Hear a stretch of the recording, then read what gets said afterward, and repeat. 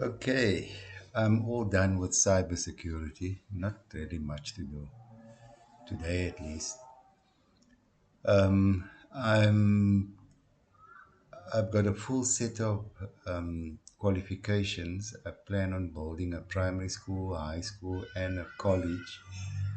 But a college that issues diplomas in computer science, first of all, AI and blockchain majors, with cybersecurity and cloud computing as ancillary courses, but soon to become diplomas in their own right. And of course, a physics diploma. Because even though I have university degrees, I lectured for about 13 years at the Technikon. And the Technikon sits perfectly between a university and a technical college where if you are not academically inclined, then you go and study how to work with your hands, plumbing and fitting and turning and boilermaker, technician, electronics, and so on. And so the Technicon, whoever thought it up was a genius, because it's 50% knowledge and then 50% doing stuff, because most of the academics can't do anything, and they spend their lives wondering, what if I'd gone into industry and actually done something, but no, I'm not for the money, so I'm happy here. And the academic world is very different to the world where things get done. There's the old adage which says, if you can't do, then teach. And I taught for the last 23 years of my life. I taught, but I taught, like I implemented a online mathematical course. That was the very last teaching job I did for 1 year at a school that I'm still in contact with. The principal there is being promoted to Chief Academic Officer, CAO. He's the only CAO in the whole world. I don't think there's another CAO. And I mean, the stuff that he's doing, I introduced him to AI when I was there in 2023. They asked me to do the grade 12 maths online. And then I myself got to know about ChatGPT in the first half of that year. And I checked it out and I thought, shoot, this is really good stuff. And then it collapsed. There were so many people who tried to get on board and make accounts for themselves that the server fell over. And it was offline for a few hours or maybe till the next day. I can't remember. But once it came online, they had allocated enough resources. And so, it's been on up ever since then. So I introduced him to it, and ever since then, he's now become an AI fundi. He's just AI all the time, and he's developed stuff in AI that I don't think he actually understands what it is he's doing. Because he finished his MBA, so he's a business person. But in our community, we are all about if you have a degree, then you've got a good job. And if you don't have a degree, then you don't have such a nice job as our job. So it's like the best you can do if you're a brown person is study and get a good job, with a housing loan and a car loan and a loan and a this loan and a credit card and more money than a sucker could ever spend. But that's for you and for yourself and maybe for your family. But what about other people? Who are the leaders in the brown community? And I'm not talking about religious leaders. They say religion is all encompassing, but even the imams themselves understand today that they need a job because they need money, so they're charging you like 2,000 Rand to learn how to go on pilgrimage to Mecca. And, they're charging ridiculous amounts of money. And you can't make money off religion. I mean, it's ridiculous, man. In the old days, we used to have what's called imam mechanics and an imam plumber, and so the imam duties were like it's supposed to be. You don't charge for it; you make your money from plumbing. And in our community, there's a thing called a slabat, where you give the imam like a couple of odds. But how much he live off 100 rand or 400 rand or 1,000 rand? That's nothing. You buy like 12 expensive items at the grocery store and then 1,000 rand is gone in 1 hour. So that's what's happening in our community, and it's people don't think about the imams. They don't think about the mosque.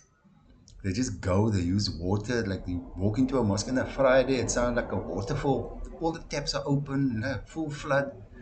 They use the tissue paper to dry themselves off, and then they just piss off home after, or they go back to work because they want to earn money for themselves. So how must the mosque survive? Who pays the rates and taxes and the water bill and the electricity bill and all those things? And the imam? I mean, he asked to donate money for all those things, but he can't ask, like, I need money, but he needs money. I know of two imams. The one guy lived here by me. He was from Reunion Island, and he came here, he studied imamat, and then he met us and he decided to come to Cape Town and he studied, Quranic recital, Qira 1. He liked it so much, he wanted to do all seven. I didn't even know that there were seven forms of Qira. I found out from him. And then his girlfriend or his fiance said, you better come home because, you're not going to marry me and you're going to stay there to do like seven forms of Qira. Then I'm going to take another proposal. So he left, we went home, got married, he's got two beautiful little daughters. And then he got a job as an assistant imam of the small mosque on a Reunion Island. And now the other day I found out that he's not imam anymore. He gave it up and he opened up his own shop. And I know why. Because he's got a wife and he's got two girls who are growing up. And girls are expensive. They want stuff. And so he's the daddy, he must buy it with him. But if you were assistant imam at a small mosque, can you imagine the peanuts that he must live for? Okay, his father's well off, but still, he's a husband and a father. He wants to buy his own stuff. Sorry, these people phone you and try to sell you shoes and cars and insurance and stuff. Anyway, I don't answer my phone. So he's not an imam anymore. And there's another one from Malaysia. I had a boy here, two brothers. The oldest brother was a alim. He studied for 7 years in Johannesburg, Cape Town. And his brother was doing imamat, which was 3 years. He was going to become an imam. The youngest brother was still in school at the time. And they had a sister. And the father had died. So the brother studied engineering in Malaysia. In Malaysia, they actually keep X number of seats at university for Malays. There's this Bumi Putra system where Malays, as the original residents of the country, get first preference. I mean, it's only natural. The Chinese are like naturalized Malays from centuries ago, and so are the Indians. But Indians are from India, and Chinese are from China, and Malays are from Malaysia. So they get first preference. And yet, I mean, the Malays, they are just as lazy as the Malays here. They have all the opportunities, but they don't want to. That President Mahathir Mohamad, he bemoaned the fact that these people he does all the stuff with him, but they just waste his time. And it's because they all want to go and study Islam. If they do study, they think they must choose between, like this youngster, he went to do engineering, right? 4 years. He was a qualified engineer. He started working. And then he says he saw this car loan coming, like they got the same thing. I had the same problem here in Cape Town. He saw this car loan coming in 2 years and then the housing loan, and you're stuck there and you must do this for the rest of your life. And he heard his father's words in his head, and then he resigned. And that's how he ended up studying religious studies, and he became a alim. He's passed away by now. We went to Malaysia last year, Easter, and the brother's also not an imam anymore. He drives Uber deliveries. I mean, he studied to be an imam. He's a qualified imam, and he can't afford it to be an imam. So he delivers Uber parcels because he's got no He's got no valuable education. Islamic education has no value. You can't make a living from it. Unless, of course, you're a top sheikh or a top imam like Mufti Menk or one of those guys where you get paid big money to make speeches and they pay you to come to their countries and all of that, you know. That's like five people who are all like that. The rest of them have to fend for themselves. And the only way you fend for yourself is by having a job that earns you a salary that pays your bills for the month. And Imamat doesn't do that. So, I mean, we've got, what's it called? We have a lot of Indians here in Indian Muslims, and we are Malay Muslims. Malay Muslims tend to be in the building industry and the rag trade, which the Chinese have messed up. And Indian Muslims tend to be, they were all shopkeepers. And so their sons are all doctors now. They have this thing about doctors and lawyers. So the Indian shops are not Indian shops anymore. They sold the shops or leased the shops to Bangladeshis. Cape Town is full of foreigners now. And all the shops are Bangladeshi shops. And they are not from here, they're from Bangladesh. But Africa's open now, and we have a whole world here in one country. All the Africans are here, all the Asians are here. Um, yeah, everybody's here. Cape Town is the place to be, but it's becoming too overcrowded, and the gangsters are taking over. Where I live, right here where I'm sitting at night, I can hear the gunshots because not far from here, within gunshot, earshot, is a gang infested place where it's called Anova Park. But the students who live there, my students who live there, say, sir, that is called a handover park. They put a gun in your ribs and they say, hand it over. Your cell phone, your wallet, anything of value. There's another area called Bonte Evil. A lot of my students came from there. They say, sir, that place is called Born to be Evil. Yeah, but all the Cape Flats areas are all gang infested. And the biggest gang is the Americans gang. And I sat right next to Americans. I sat and I talked to them. And I asked them why you want to be. So then they say, we want to be like the Americans are on TV. We want fancy cars and women and alcohol and drugs and, they're living the life there. Now we also want to live like that. So we call ourselves the Americans gang because we want to be Americans. And there's a British gang also that want to be like the British. Because, before we had American TV, things were very British here, like hippies and, oh no, that's American. Yeah, but it was very UK, like Cliff Richard and red double-decker buses and the red telephone booth and the comics. I grew up on the Beano and the Dandy and the Valen something. And yeah, and besides the Americans gang, there's a young Americans gang. So they're waiting to replenish when the Americans turn 35, 36, they get shot dead. Then there's a young American to take over. So they'll go and they have their own system. They organize. They've got generals and captains and then of course the mules on the street. They stand on the street corner. You walk to the shop and then they'll say, no, why are you walking to that next guy? You can must buy your drugs from me. I said, no, I'm not buying drugs. I'm going to the shop. I used to smoke that time. And I used to say, I'm going to buy cigarettes. And they said, nah, no, you're telling lies when you want to buy from him. It's all right, go buy from him. These are the mules. And, we had people against gangsters and drugs back then. And when I left the Technikon as a lecturer because of politics, and then I took up a post at a high school, then my electronics qualification actually came into good use, because I took up a teaching post as an electronics teacher.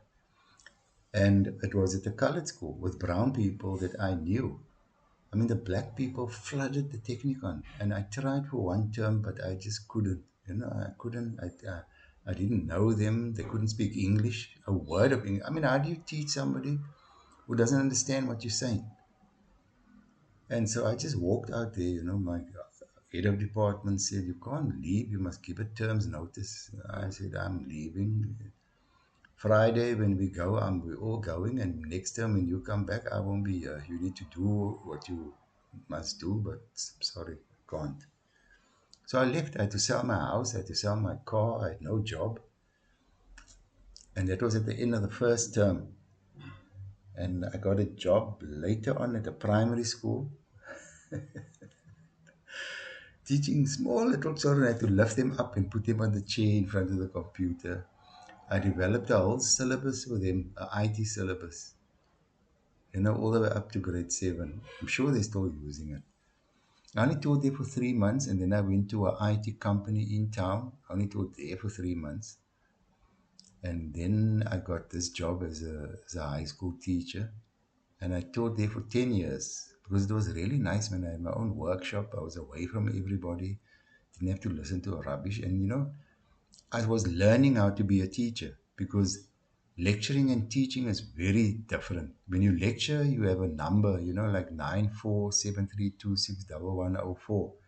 That's you mark that person's script. You don't know who it is, and you put the mark next to a number. And you never talk to your students. You never get to know them unless they come and ask you a question. They come walk up from downstairs, then you answer them, and that was it. But at school, you with all of them, and they're like the stupid ones are with the clever ones. And you have parent meetings. You have to meet the parents, and that you have to know if the parent says, but Johnny says this, then you must know who Johnny is. So it was a steep learning curve for me. And then, yeah, then I got to know all the shit that happens on the Cape Flats, and how these kids live. And I don't want to bother you with all those things, but it was amazing for me to find. I mean, I thought we were poor, but my father's died in a house that he owned. It might have been a semi-detached house because, if you lived in the half a square meter colored areas that were set aside for us, they built semi-detached houses. And my father's father and his family, they were property owners.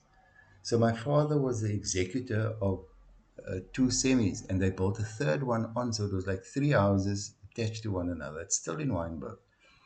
My sister's living in my father's house. And we lived in a cul-de-sac. And my father's house was the only house with a garage because he was like well off.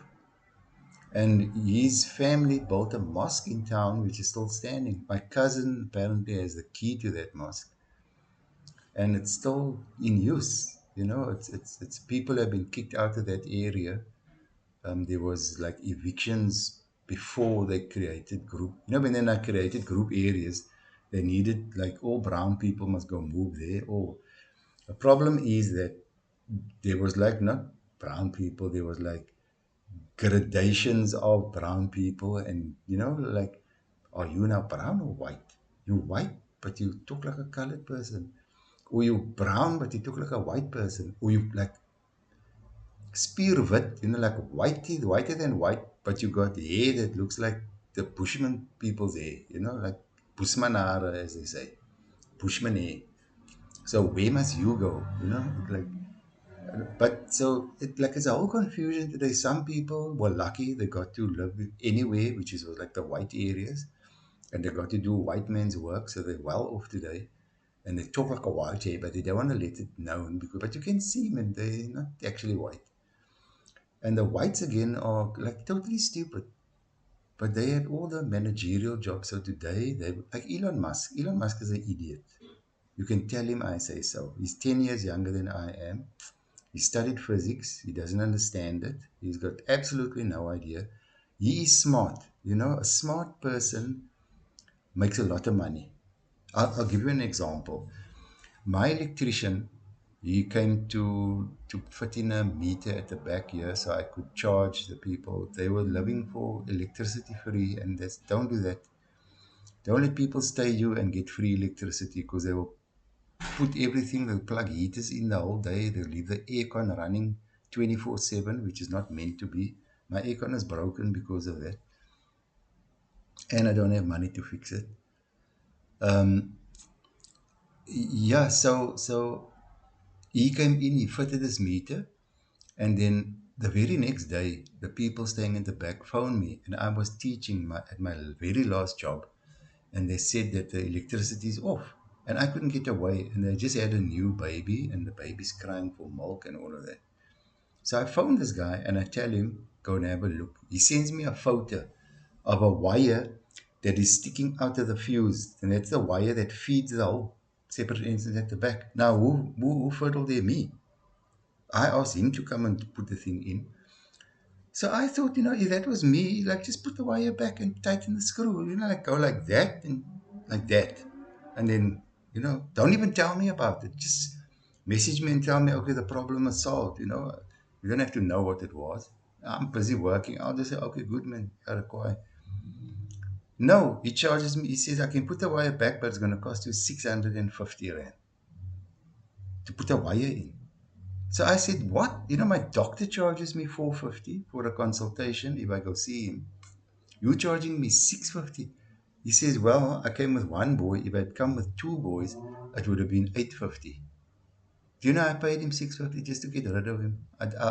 He came, he does electrical work, but he drives a brand new Haval SUV car.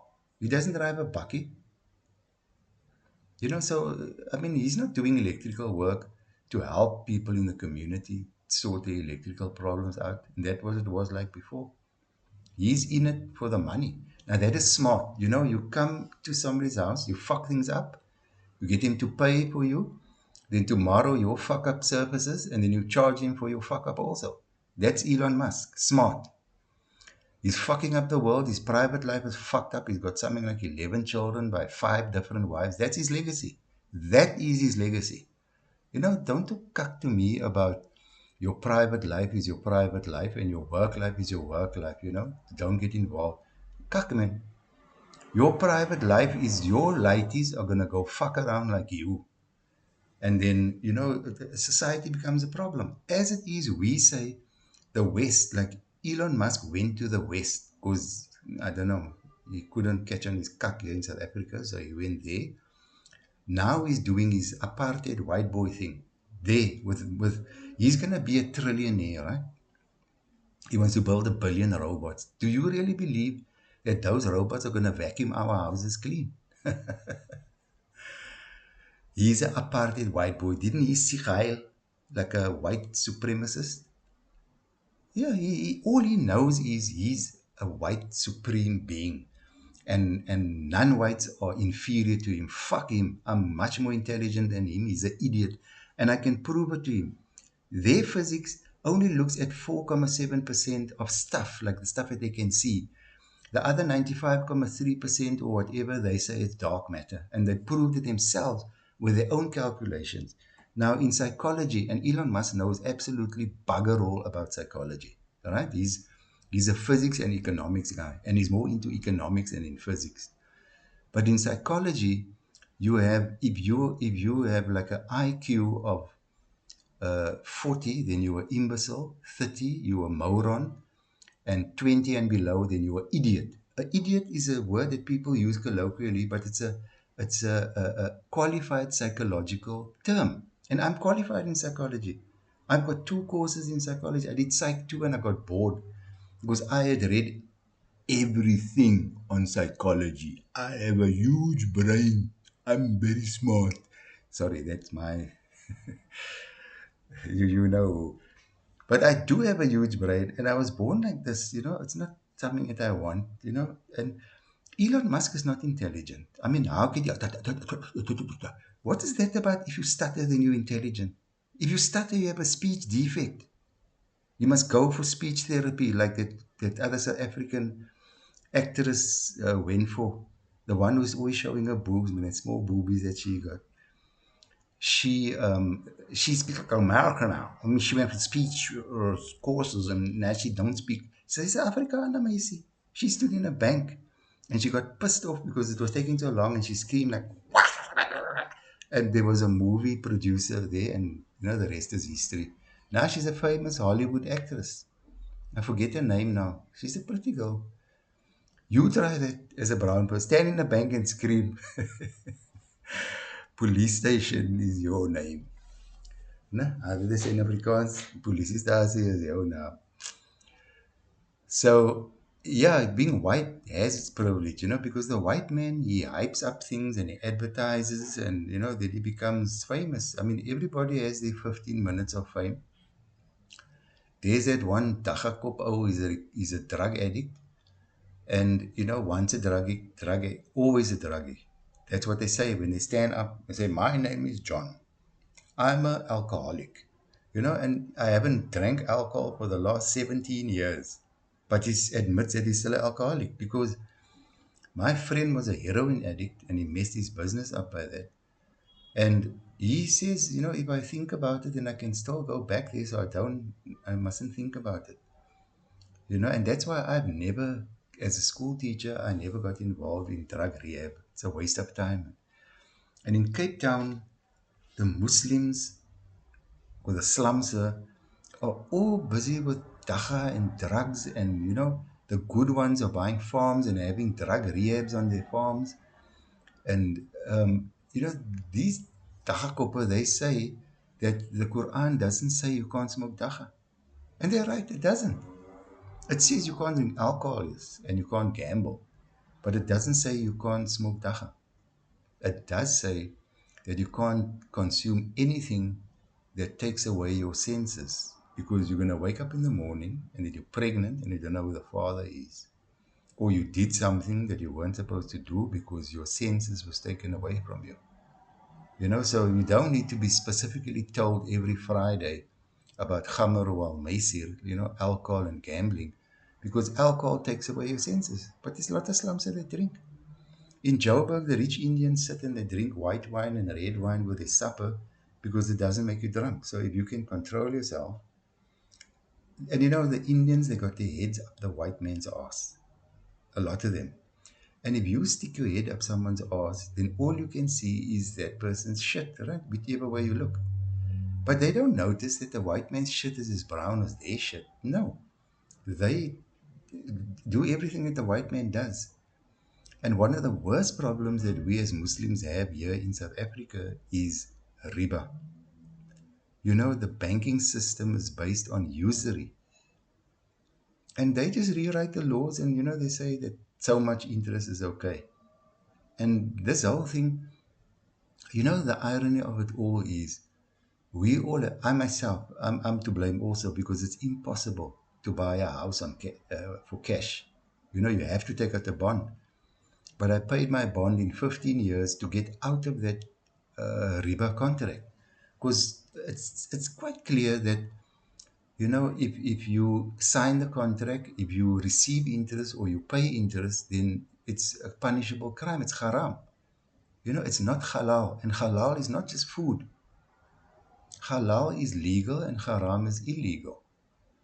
And so, like, I have a credit card, which is like the worst form of interest that you can have. But how am I supposed to buy plane tickets? I need to go to Qatar now again, and you get free travel insurance if you buy a plane ticket with your credit card. So I'm involved in interest every day. I've been to pilgrimage to Mecca and I got forgiveness for all my sins. And I started again, but that was like 14 years ago. No, 15 years ago. No, yeah, 15 years ago. Nowadays, we can go to Mecca again because we couldn't before. Before they changed this whole rules now. Now we can just book and go if we can get a ticket and accommodation, but it's ridiculously expensive now. I mean, back then I paid 42,000 and my wife and my sister paid 47 or 49,000 each, which was like peanuts for 4 weeks. Now it's 150,000 for one person. Yeah, I don't think I can afford. Well, but I'm going to make a lot of money, so then I can afford it. But right now, I don't even know if I got money. I got money for the plane ticket here, but I must rent a place there also. Can't say in a hotel now. It's boring staying in a hotel all the time. Sorry for thinking out loud. Where were we now? 29 minutes. So, yeah, so So Elon Musk, on my farm, I'm going to have drone security system, 5 levels of security. And the first level, when the cameras on the farm detects somebody, like, it'll have face recognition software. And so it will detect that this face, or this is an animal, or this is a robot, one of Elon Musk's robots coming there. It must have that in it also, even if it doesn't use that part of, that algorithm for now, but it will be there. Maybe when I'm not there one day, maybe then the robots will come here. But I don't think so, man. AI is moving so fast that, I mean, Elon Musk talks about 2027. So like 2028, in South Africa, things always take long to get here. But the Chinese cars got here quickly. In one year, it was here. So if he says 2027, then 2028, the robots are going to be here. And like I said, they're not going to vacuum. Maybe they'll make like they're vacuuming, that you spend a lot of money buying whatever the thing's name is going to be. And they'll be, so then his things will be in your house. So, I'm going to have a level 1 thing to detect a robot. So I'll register all these robots on the system. And so it will just ignore the robots. That's the kind of thing he would think up. And then when he needs to, he'll just activate his algorithm over his satellites that he's going to put up. In fact, Starlink is already up. And then they're going to spy on you, first of all, like your phone spies on you. They're going to spy on you. And so we need to get moving. We can't just sit around. Like, everybody knows that the phone spies on them, but look at, I'm not doing anything wrong. Well, I'm not doing anything wrong either. But I mean, there's such a thing as privacy. My people are very unsophisticated. They're very flat, plat. But the only thing is their brains are also plat. I talk to myself a lot because I got no one to talk to. And but I am going to push this channel. I hope I get a lot of followers on this channel so people can get a good idea of what the darknesses is all about. And everything is linked, man. Everything is connected to one another. I must go now, so I'm going to press stop. And I'm really not going to make another video today again. Maybe when I come back.